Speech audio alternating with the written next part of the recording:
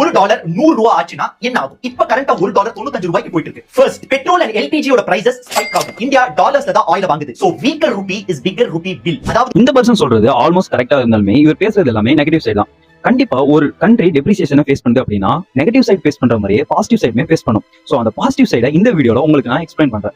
ஒரு country டெப்ரிசியேஷனை face பண்ணுது அப்படின்னா அந்த கண்ட்ரியோட எக்ஸ்போர்ட் காம்படிட்டிவ்னஸ் அப்படிங்கிறது கண்டிப்பா இன்க்ரீஸ் ஆக சான்சஸ் இருக்கு. எப்படி அப்படின்னா இப்போ திருப்பூர்ல ஒரு பனியன் கம்பெனி அவங்களோட டி-ஷர்ட்டை எக்ஸ்போர்ட் பண்றாங்கன்னு வச்சுப்போம். அந்த டி-ஷர்ட்டை அவங்க 300 ரூபாய்க்கு ஃபிக்ஸ் பண்ணி அமெரிக்கால சேல் பண்றாங்கன்னு வச்சுப்போம். $1 = 95 rupees. சோ அந்த 300 ரூபாய்க்கு அவங்க $3.1 பே பண்ற மாதிரி இருக்கும். இப்ப ரூபி ஃபாலோ ஆகிட்டே இருக்கனால இப்ப 95 ரூபாயில இருந்து 100 ரூபாய் 50 மாறிடுச்சு. சோ இப்ப அதே 300 ரூபாய்க்கு அவங்க $3 பே பண்ணா போதும். இப்போ 300 rupees அப்படிங்கிறது கம்பேரிட்டிவ்லி இதுக்கு முன்னாடி அவங்க பே பண்ணதை விட கம்மி தான். சோ ஒரு ப்ராடக்ட் சீப்பஸ்டா கிடைக்குது அப்படின்னா அங்க அந்த ப்ராடக்டான டிமாண்ட் அதிகமா இருக்க சான்சஸ் இருக்கு. சோ இது மூலமா எக்ஸ்போர்ட் காம்படிட்டிவ்னஸ் அப்படிங்கிறது இந்தியாவுக்கு அதிகமா இருக்கும்.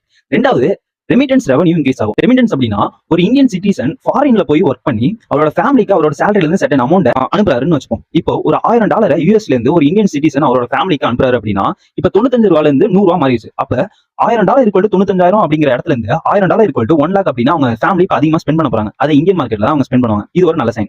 மூணாவது, இங்க இருக்க ஐடி செக்டர் டாலர் பேஸ் பண்ணி பிசினஸ் பண்றாங்க அப்படின்னா அவங்களோட ரெவன்யூ கண்டிப்பா பூம் ஆக சான்சஸ் இருக்கு.